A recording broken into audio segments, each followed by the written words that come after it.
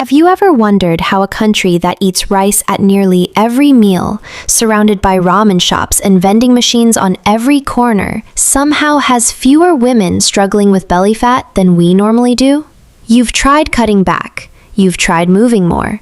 You've tracked the calories and skipped the late nights and done everything you were told, and somehow the middle of your body seems to have stopped listening. Japanese women aren't restricted. They're not suffering through salads. And yet, well into their 40s, well into their 50s, they consistently carry less belly fat than their Western counterparts, without making it a battle. The difference isn't what they eat. It's 5 things they quietly never do. Habits so woven into Japanese daily life that most women there don't even think of them as choices. But before we start, I want to say this channel is basically my love letter to the Japanese way of living simply. Less stuff, more intention. So if that's your kind of thing, hit subscribe to my channel. It really does help more than you'd think. Now, let's start with the first one. And it happens before most people even get out of bed. Mistake 1. Coffee on an empty stomach. The first mistake is one of the most common morning habits in the Western world. Most women wake up and reach for coffee within minutes. It feels necessary. It feels like the day can't start without it. But here's what's happening in the body during those first minutes of the morning. Cortisol, the body's natural alertness hormone, is already at its highest point of the entire day. It peaks naturally between 6 and 9 in the morning. Adding caffeine on top of that peak doesn't give you more energy. It keeps cortisol elevated for longer than it should be. And chronically high cortisol is one of the most direct drivers of visceral fat, the kind that builds specifically around the middle. Japanese women, as a habit, don't reach for coffee first. Many start with a glass of warm water, a practice called yuzame. Not hot, not cold, just warm. It hydrates the body after a night of not drinking. It gently wakes the digestive system, and it lets cortisol follow its natural curve downward before caffeine interrupts that process. So you guys, tomorrow morning, try reaching for warm water first. Give it 30 minutes before the coffee, and in that small gap, the body gets to do what it was already trying to do on its own. But morning habits only go so far. What Japanese women do differently at the table is where the real change begins. Here's one that runs so deep in Western eating culture that most people never think to question it. Eating until full. The fullness signal, the moment your body tells your brain that you've had enough, takes roughly 20 minutes to arrive after food reaches your stomach. That's not a flaw in the system, that's the system. But most Western meals are finished in 10 minutes or less, which means by the time your body knows it's had enough, you've already had considerably more. Japanese women are raised with a phrase that doesn't have a direct translation in English, Hara Hachi Bu. It means stop at 80%. Not 80% of what's on the plate, 80% of what feels full. The practice isn't about restriction, it's about timing, about ending the meal at the moment when you're satisfied but not stuffed, and letting the body close the gap naturally. That 20% gap isn't hunger, it's space. And in that space, digestion works differently, hormones respond differently, and over years of repetition, the body carries itself differently. At your next meal, try resting your chopsticks, or your fork, a little before you feel completely finished, at the point where the hunger has quieted, but you haven't quite tipped into full. That gap doesn't need measuring, it just needs noticing. And there's something else that shapes how a meal lands in the body, something that begins even before the first bite.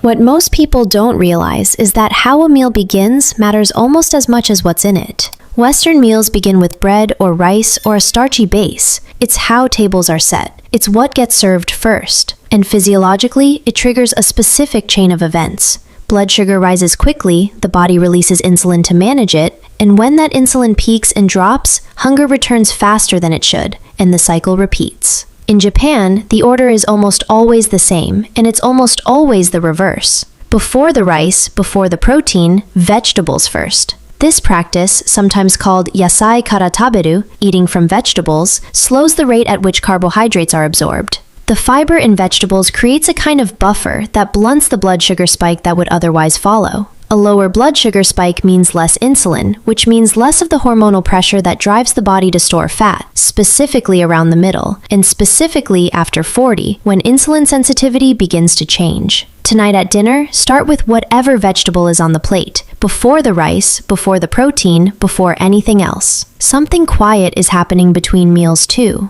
and it has nothing to do with food. Most things that feel like discipline are worth protecting. But this one is worth looking at a little more carefully, because what it's actually doing in the body may be working directly against the thing you're trying to change. Hard morning workouts, long runs, intense cardio, boot camp sessions before breakfast are treated in Western fitness culture as a sign of discipline. But cortisol is already high in the morning. A high-intensity workout on top of that cortisol peak pushes it higher still. And while short-term cortisol is useful, chronically elevated cortisol specifically encourages the body to store fat, not lose it, around the abdomen. Japanese culture has a word for the kind of movement that actually serves the body: sampo. It simply means walk. A gentle, unhurried walk, often taken after meals, not before them.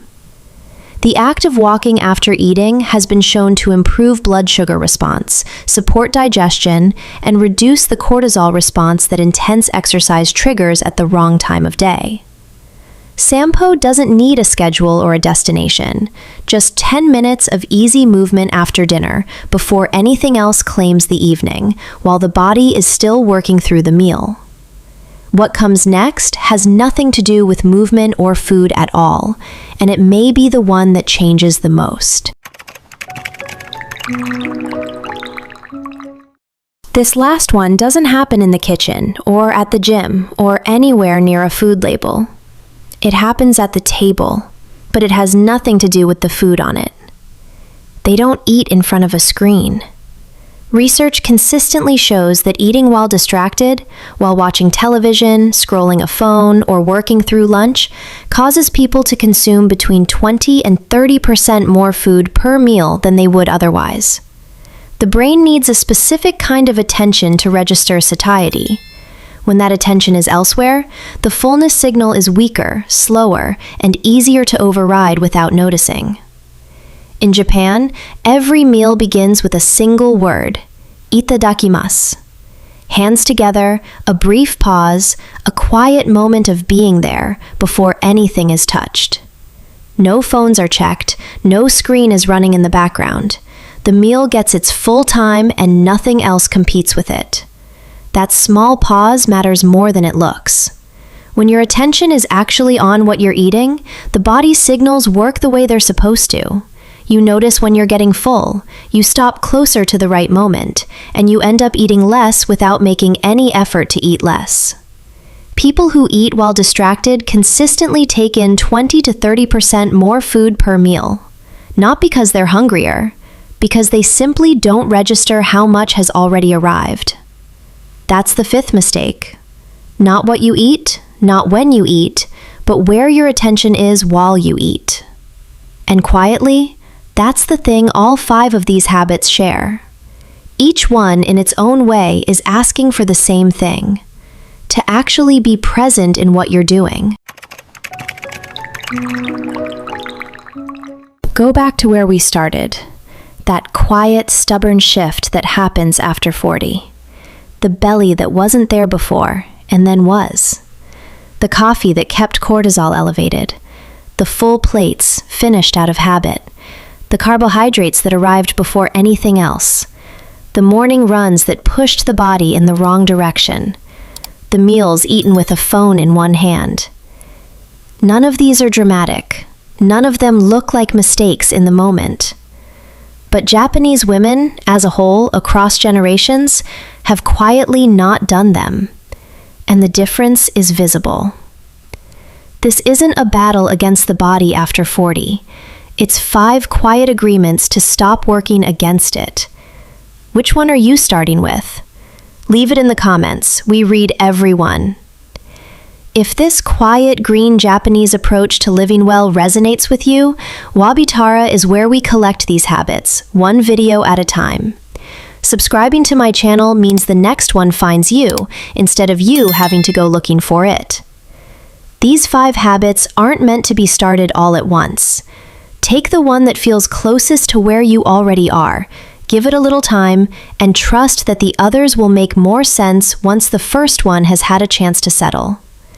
Small changes held quietly over time have a way of adding up to something you didn't expect. So now, take care of what you already have. Goodbye, and see you in the next video.